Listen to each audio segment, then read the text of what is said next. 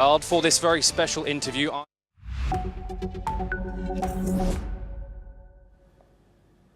Hello and welcome. I'm Sima Katauka and you are watching News X World. Let's take a look at some of the top stories.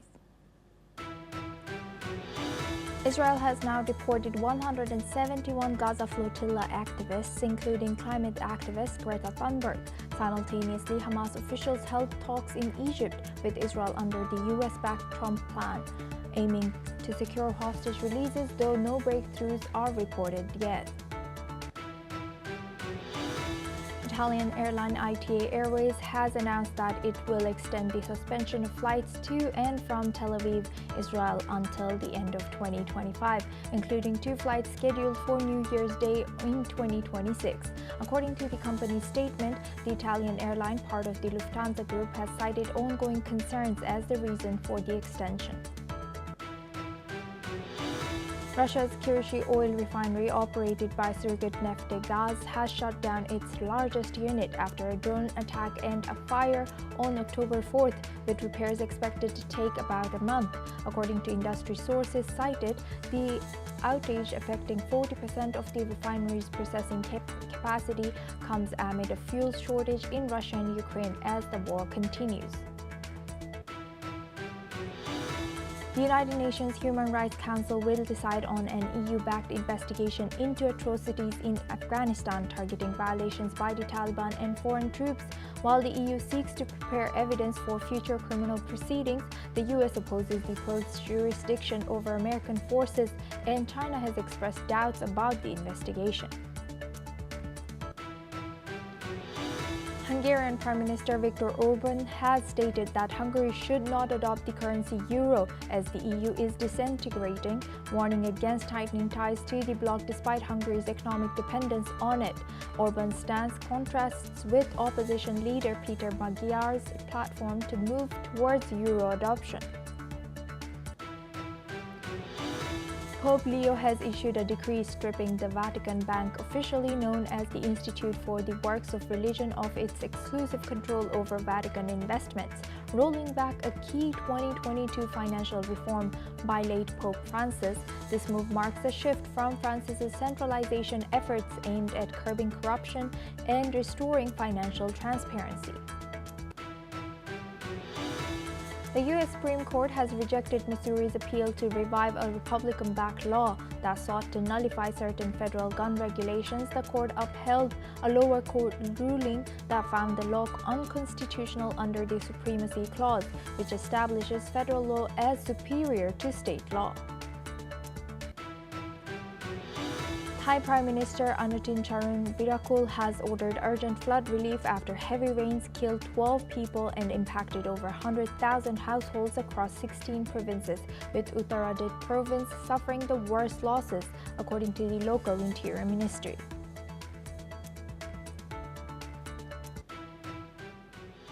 Now we move on. Ukraine has said that its forces struck a major Russian explosive factory and an oil terminal in an occupied Crimea. The Ukrainian military has reported numerous explosions at the YM Sverdlov plant in Terezhik, a key site for producing RDX and HMX explosives. A fire also broke out at an oil depot in Feodosia, Crimea.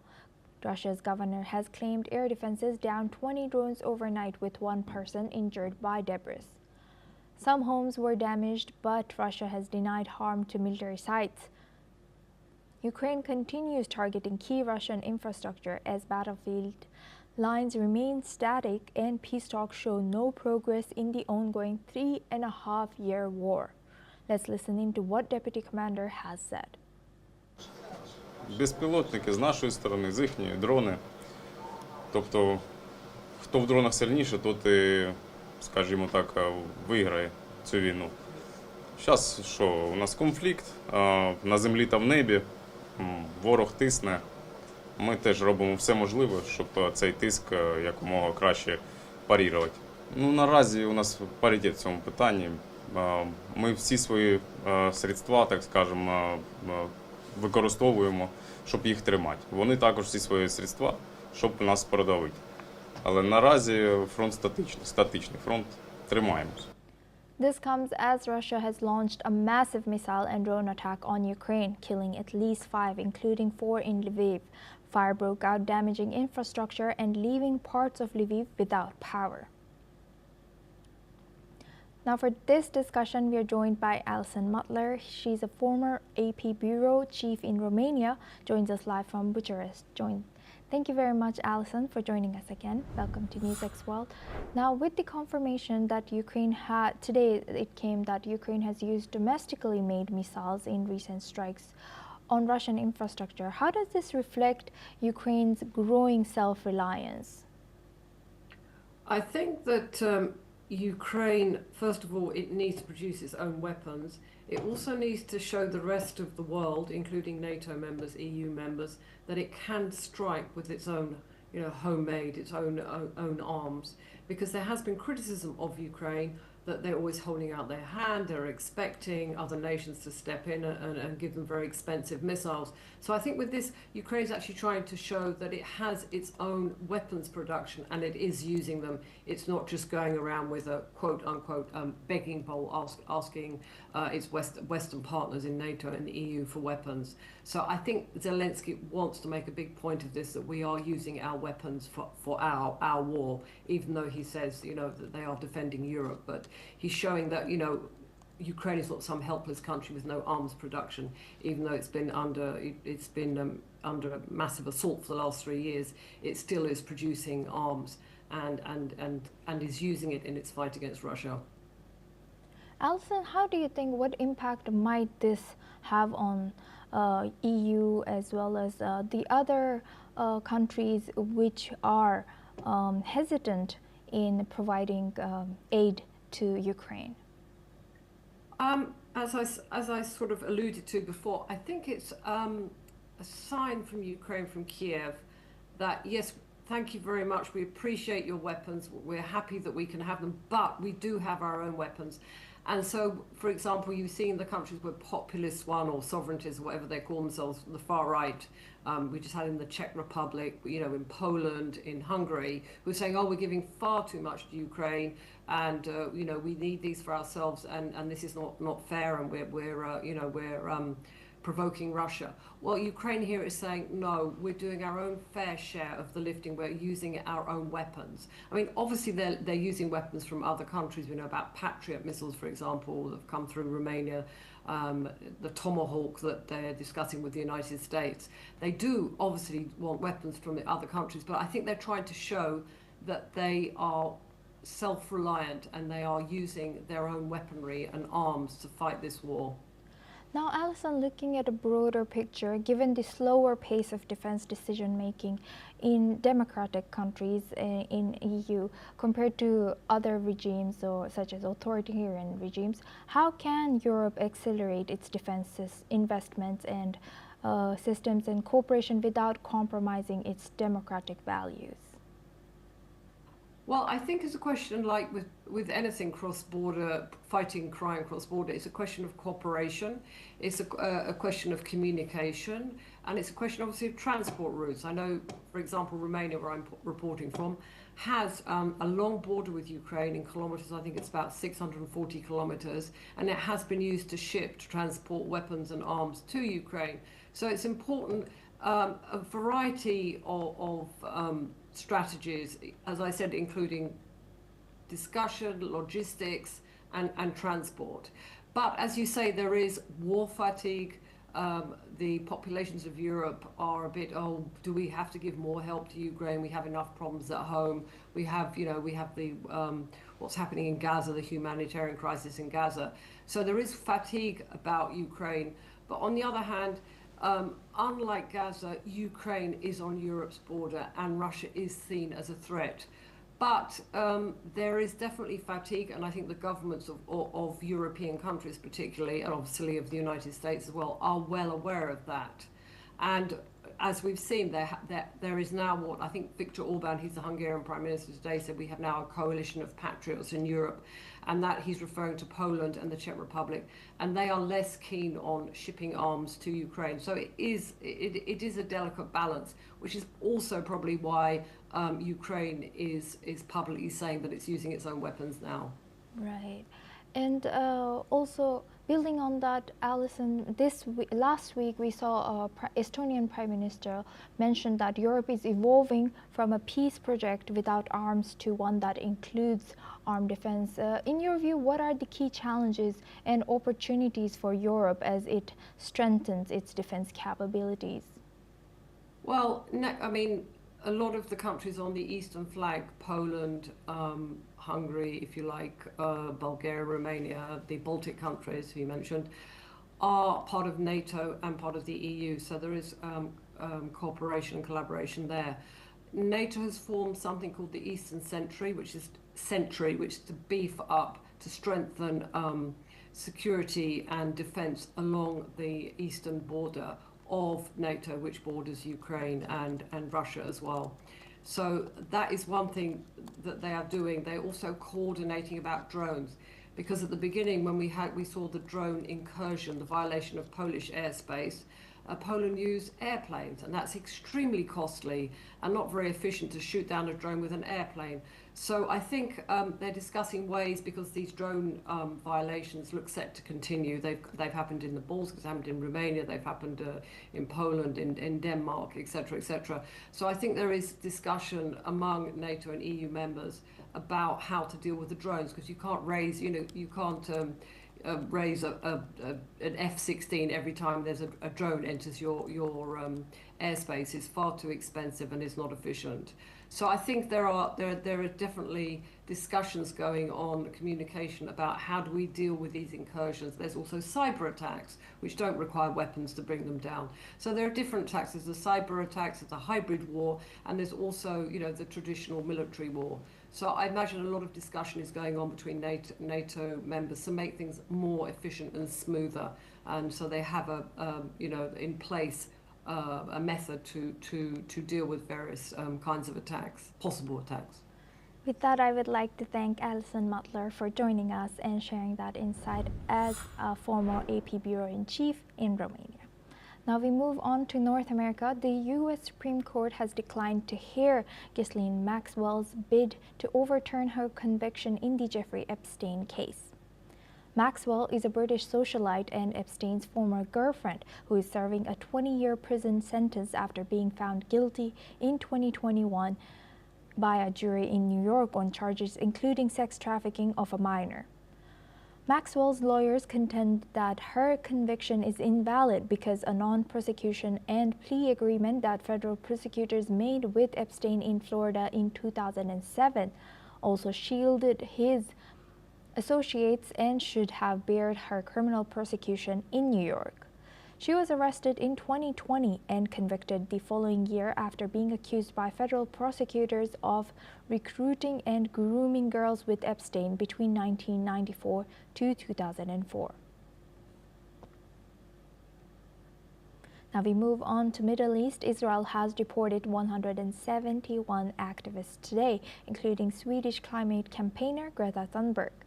After detaining them during an aid flotilla heading to Gaza, the Foreign Ministry has confirmed the deportation in a post on X, describing the group as provocateurs from the Samud flotilla. The deportees, citizens of Greece, Italy, France, the United States, and other countries, were sent to Greece and Slovakia. The activists had been detained for attempting to break Israel's blockade on Gaza by delivering aid. Meanwhile, Israel has accused the flotilla of being a political mission supporting Hamas. Now for this discussion, we're joined by Ross Feingold. He's a political analyst, joins us live from Taipei. Thank you, Ross, for joining us again. Now, looking back at the flotilla, what do you think, what has it achieved, and what was it there to accomplish, and what they could not accomplish? What they were trying to achieve and accomplish was fairly clear. It really wasn't about delivering aid, because the amount of aid that they were carrying with them was insubstantial, but it was to bring more publicity to the situation faced by civilians in Gaza. We know the civilians are suffering under a war that their own leadership, Hamas, began nearly 2 years ago.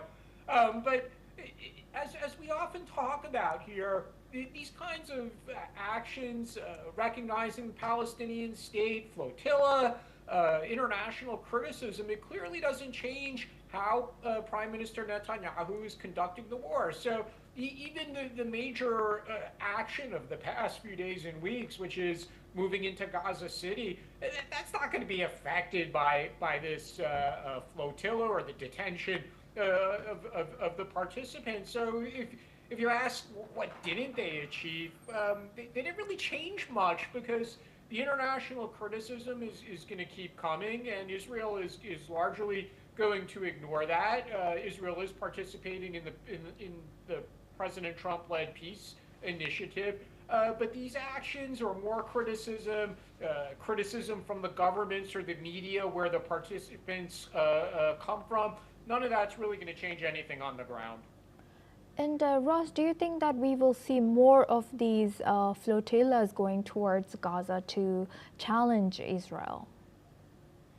That's a really interesting question. It's certainly possible that more activists would be motivated to try that, but again, Israel is not going to change its policies. They'll continue to stop such flotillas, and they'll continue to detain the participants. And frankly, if it happens with greater frequency, I wouldn't be surprised if instead of just simply deporting the participants, that Israel would take additional legal action, such as potentially bringing criminal charges against the participants, which could result in a longer stay in an Israeli jail. So there's certainly some downside for the participants. It's dangerous, coming up against a navy, trying to enter a war zone. Those are very dangerous actions. And Ross, have you heard anything about the treatment that these flotillas activists received while they were in Israel? There's been a lot of discussion about that in the past few hours as some of the participants were detained and then subsequently released. But they're not taken to a hotel. They're taken to a detention facility. It's not going to be pleasant, but that's part of the risk that they knew about when they decided to participate in this activity, knowing very well that they were going to be caught by the Israeli Navy and they were going to be detained in Israel until they were deported. So they really shouldn't have much expectations that it's going to be a pleasant experience. Thank you very much, Ross, for sharing that insight. Please stay with us as we come back to you for our next discussion as well. Now we move on to North America. U.S. President Donald Trump has told reporters that he will be pushing forward with plans to deploy troops to Portland and Chicago, despite a federal judge's order blocking him from deploying 200 Oregon National Guard troops to the city of Portland. The ruling by U.S. District Judge Karen Emergut in Portland is a setback for Trump as he seeks to dispatch the military to cities he describes as lawless over the objections of their Democratic leaders. Emergut, who was appointed by Trump during his first term, blocked the Trump from sending troops at least until October 18th, saying there was no evidence that recent protests rose to the level of rebellion or seriously interfered with law enforcement. Trump has already sent the National Guard to police Los Angeles and Washington, D.C., and has said that he would send troops to several other cities. Earlier, Illinois Governor J.B. Pritzker, a Democrat, has said that in a social media post that Trump was preparing to send 300 National Guard troops to Chicago. Now for this discussion, we go back to Ross Feingold. He's a political analyst, joins us live from Taipei. Thank you, Ross, for staying with us. Now, what's your reaction about this news that has just come in that President Trump has expressed his intent to deploy more troops to Portland and Chicago despite the federal court's ruling?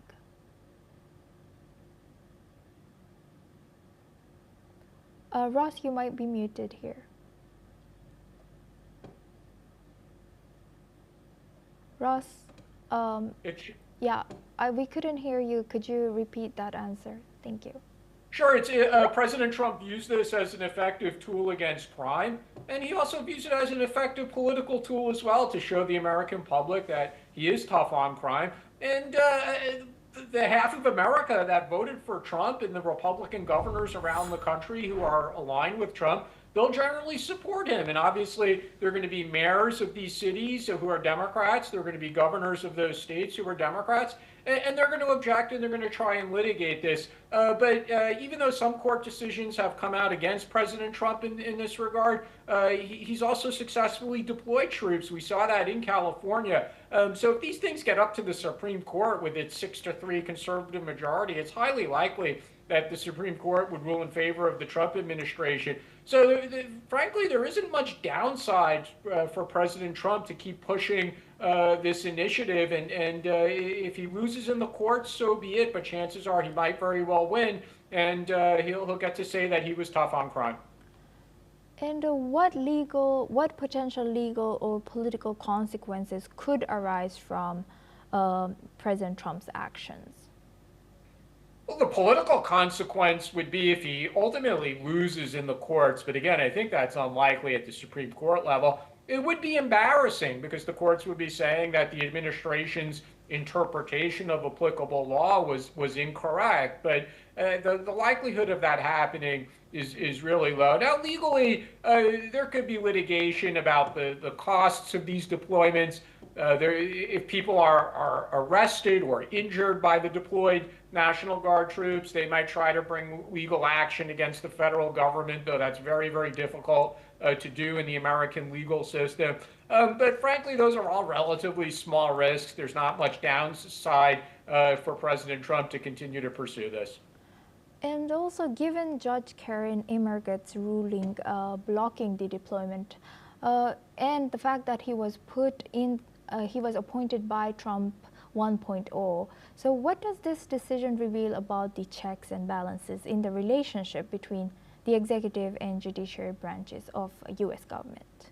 Yeah, we probably don't have enough to measure that by. What I mean is, yes, it's a Trump-appointed judge that issued an unfavorable ruling for the Trump administration. But I think for the most part, Trump-appointed judges are going to rule in favor of the Trump administration, just like Obama or Biden-appointed judges tend to rule against the administration. Ideally, the courts would be ideologically blind, but that's just not the reality. We know that. We know judges, when they're appointed to the federal courts, come from a ideological background. They're either progressives or they're conservatives, and they make their rulings accordingly. So sometimes there's a bit of luck involved, because when you're brought into court, it's the luck of the draw, what judge you're going to get. You might get a Democrat-appointed judge, or you might get a Republican-appointed judge.